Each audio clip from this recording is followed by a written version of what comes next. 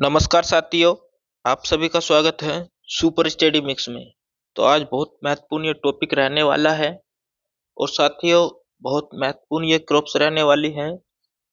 तो ये आपका UP triple S C AGTA, UP TGT PGT व अन्य महत्वपूर्ण परीक्षाएं जो एग्रीकल्चर के सेक्टर में आती हैं या होती हैं, तो उनके लिए बहुत महत्वपूर्ण ये फसल रहने वाली है।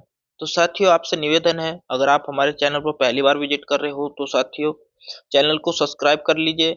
और सब्सक्राइब करने के बाद में साथियों जो ये होता है बेल आइकन वो इस तरीके से दिखता है आपको, और फिर उसको अगर पुश करोगे तो इस तरीके से वो शो करेगा जैसे ये हो रहा है।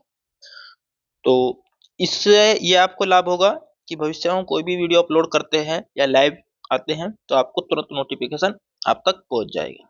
तो साथियों आज का जो टॉपिक है बहुत महत्वपूर्ण है, इसमें हम दो फसल का इंक्लूड कर रहे हैं इस वीडियो के माध्यम से। तो पहली फसल है साथियों रिजिका और दूसरी फसल है आपकी जई। ठीक है, तो इनसे रिलेटेड जो भी आपकी परीक्षा में महत्वपूर्ण पर्सन है तो उन पर्सनों को इस वीडियो में लेकर आए हैं। तो बिना देरी करते हुए चलते आज के अपने इस टॉपिक की तरफ। तो टॉपिक साथियों हमारा यही है, रिजिका और जई की खेती। तो साथियों महत्वपूर्ण पर्सन है ये।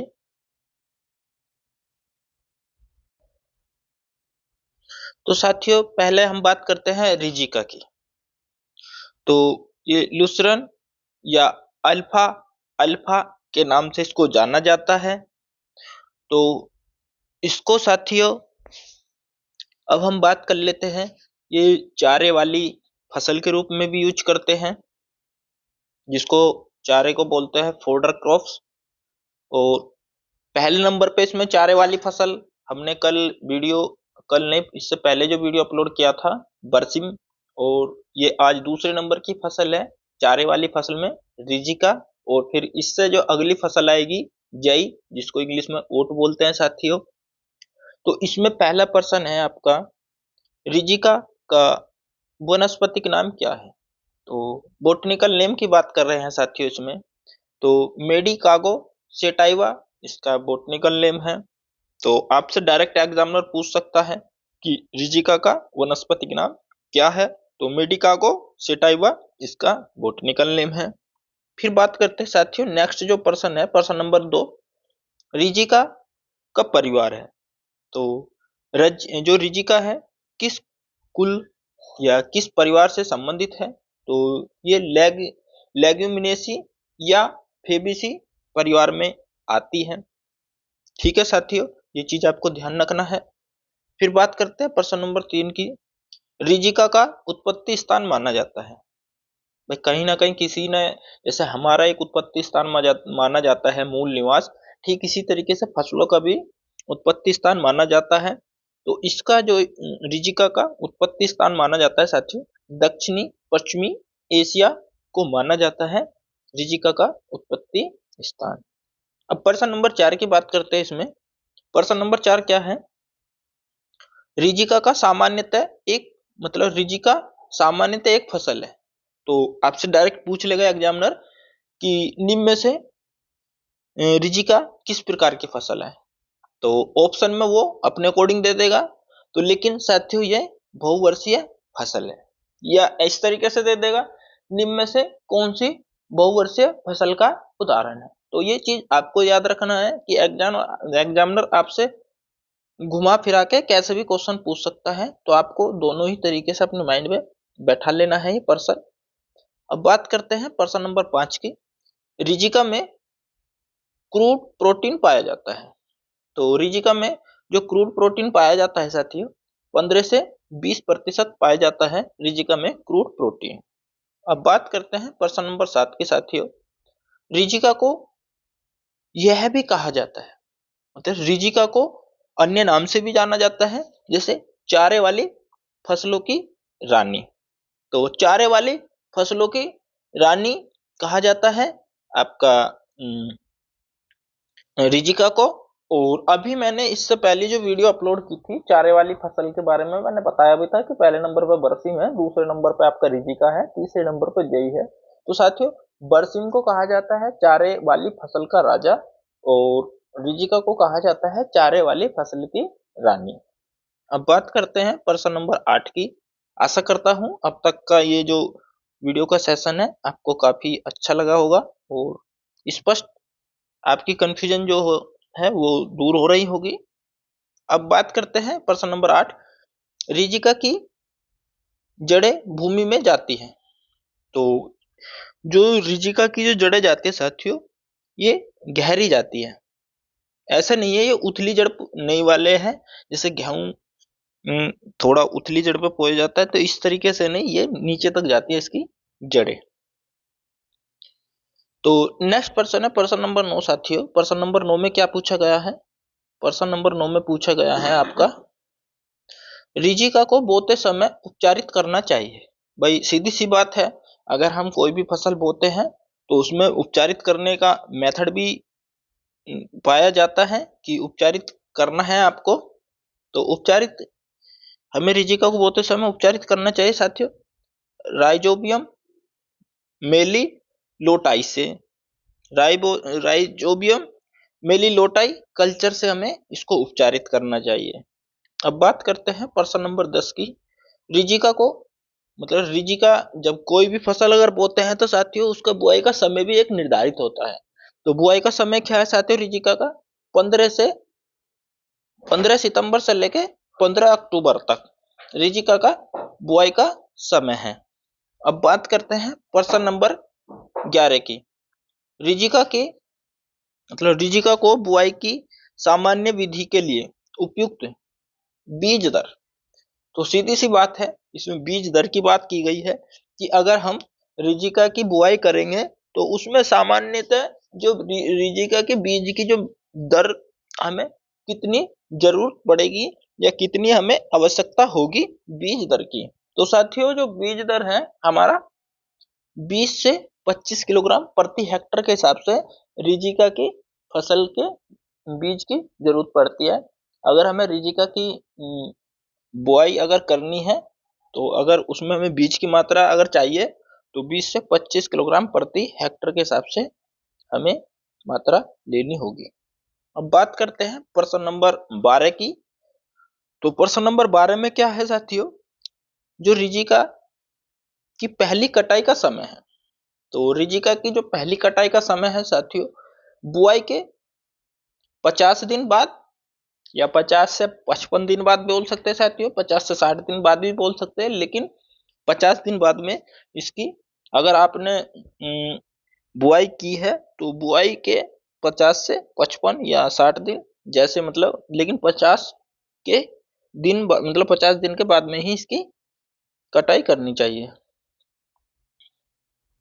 प्रश्न नंबर 13 की बात करते हैं, इसकी प्रमुख प्रजाति के बारे में बात करते हैं। तो रिजिका की जो प्रमुख प्रचलित किस्में हैं या वैरायटी है तो उनके बारे में साथियों बात करते हैं। जैसे सिरसा टाइप 9, ठीक है साथियों, सिरसा टाइप 9 और रैम्बलर और है साथियों NDRI सिलेक्शन।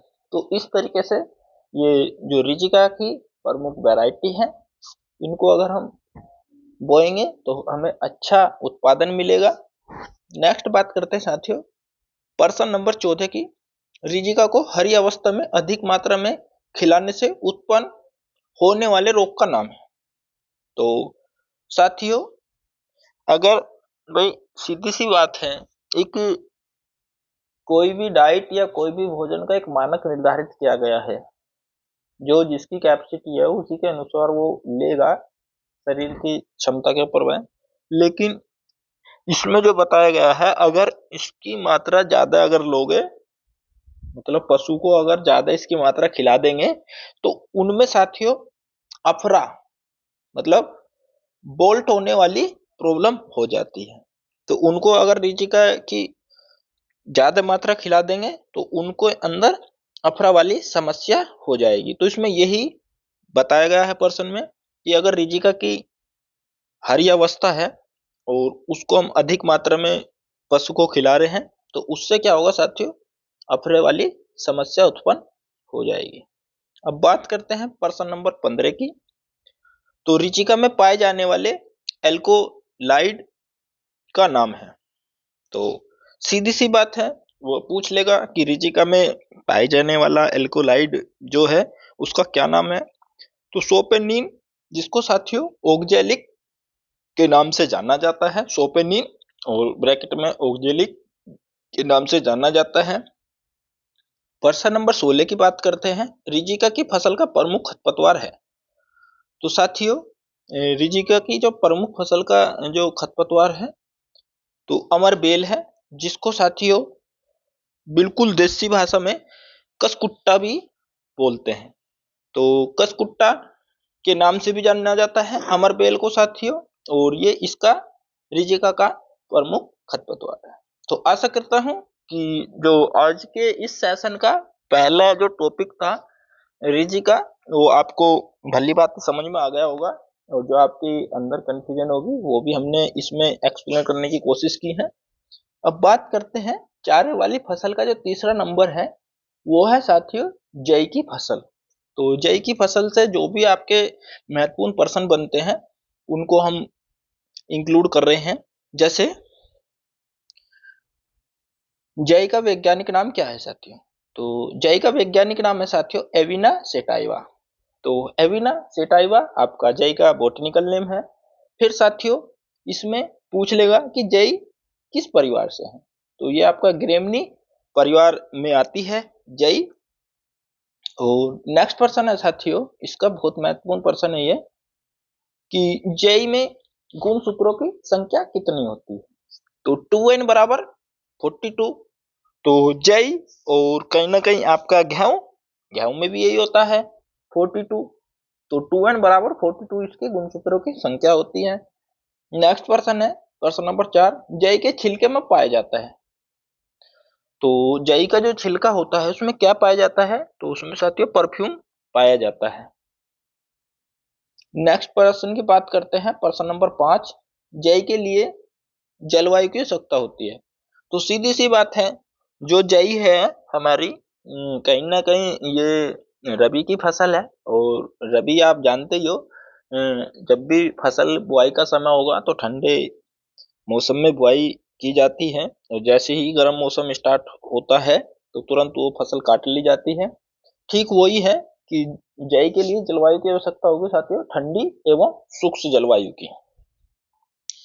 नेक्स्ट प्रश्न की बात करते हैं जई की बीज दर। तो साथियों जई और आपका जई हुआ, गेहूं हुआ, आपका जौ हुआ, तो इनके जो कहीं ना कहीं बीज की मात्रा लगभग समथिंग सी है, थोड़ा बहुत ही डिफरेंस है। तो इसमें साथियों 85 से 100 किलोग्राम प्रति हेक्टर के हिसाब से जई की हम बुआई करेंगे। तो ये चीज आपको याद रखनी है। इसमें फिर प्रश्न नंबर 7 है।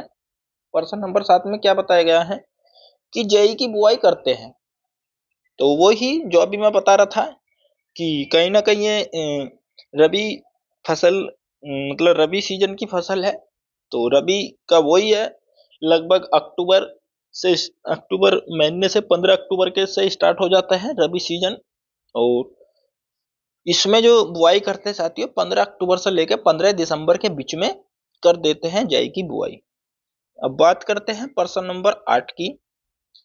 तो मुख्यतः उगाई जाने वाली जई। तो मुख्यतः जो उगाई जाने वाली जई है तो उसको क्या बोलते हैं साथियों? हेक्सा प्लोयड के नाम से जाना जाता है, जो मुख्य रूप से जई की फसल बोई जाती है। तो आई होप अभी आपको थोड़ा सा कुछ क्वेश्चन और बचा हुआ है इसमें, ये भी करा दें। नेक्स्ट प्रश्न है आपका प्रश्न नंबर 9, जई के फल का प्रकार है। तो जई का जो फल है आप जानते ही हो कि कोई भी अगर क्रॉप है तो उसके फल का प्रकार भी एग्जामिनर पूछ लेता है। तो कैरियोपीसिस के नाम से जाना जाता है इसका फल। प्रश्न नंबर 10 है जई का प्रमुख उपयोग होता है। तो जई आप जानते ही हो भली बाती कि ये चारे वाली फसल है, और जब चारे वाली फसल है तो कहीं ना कहीं उसका दो प्रकार से यूज होगा, एक है के लिए, एक साइलेज के लिए। तो जई का जो प्रमुख उपयोग होता है हे व साइलेज बनाने के लिए। फिर प्रश्न नंबर 11 की बात करते हैं। जई का प्रमुख कीट है, तो इसका जो प्रमुख कीट का नाम है वो दीमक है। नेक्स्ट प्रश्न है साथियों, इसकी प्रमुख किस्में, तो इसकी प्रमुख वैरायटी के बारे में बात करते साथियों। और काफी बार मैंने एक दो मॉक टेस्ट में भी शायद दी है, नहीं दी तो आने वाले मॉक टेस्ट में मैं दूंगा। ये जो कैंट है, काफी एग्जामिनर ने पूछी है, और काफी एग्जाम में जो पीछे के कुछ साल में जो पेपर हुए हैं विभिन्न ब्रांच में एग्रीकल्चर की, तो उनमें ये क्वेश्चन काफी बार आया हुआ है कि निम्न में से कैंट जो प्रजाति है किस फसल की है, तो वो साथियों जई की है, तो ये आपको ध्यान रखना है। और एक इसकी कैंट प्रजाति होगी, एक है कोचमैन, एक है आपका ग्रीन माउंटेन, और साथियों OS6, फिर आपका NP1, NP2 और UPO50। तो ये सब हमारे क्या है साथियों, जई की प्रमुख किस्में हैं। तो आई होप ये दोनों ही आज के इस वीडियो के टॉपिक आपको भली बात समझ में आ गए होंगे, और हमने भी कोशिश की है कि आपको सही तरीके से एक्सप्लेन किया जाए। तो अब हम आपको नेक्स्ट वीडियो में मिलेंगे साथियों। और एक सूचना और देनी थी, मैंने आपसे बोला था कि मैं आपको, चाहे एग्रोनॉमी हो, चाहे आपका एग्रीकल्चर का कोई भी सब्जेक्ट हो, तो मैं सभी को आपको प्रोवाइड कराऊंगा। और मुझे भी यकीन नहीं हो रहा साथियों कि आज ये मेरा एग्रोनॉमी का आपको जो है 32वां क्रॉप्स, मतलब 32 क्रॉप्स मैंने आपको एक्सप्लेन कर दी है। मुझको भी यकीन नहीं हो रहा कि मैंने इतनी आपको ये क्रॉप इनको मतलब इनके बारे में स्टडी करा दी है। तो बहुत होती है 32। अगर आप हमारी पीछे की सभी वीडियो देख लोगे तो आपका जो एग्जाम बहुत बेस्ट जाएगा। तो रिक्वेस्ट है, जो भी आपको किसी भी फसल की वीडियो देखनी है तो वो देख लीजिए। मैं तो कहता हूँ सभी फसल की देख लीजिए, क्योंकि एग्जामिनर पता नहीं कहाँ से कौन सा क्वेश्चन पुटअप कर ले। तो अब हम आपको नेक्स्ट वीडियो में मिलेंगे, तब तक के लिए जय हिंद, जय Bharat. Thanks for watching video. वंदे मातरम, जय जवान जय किसान।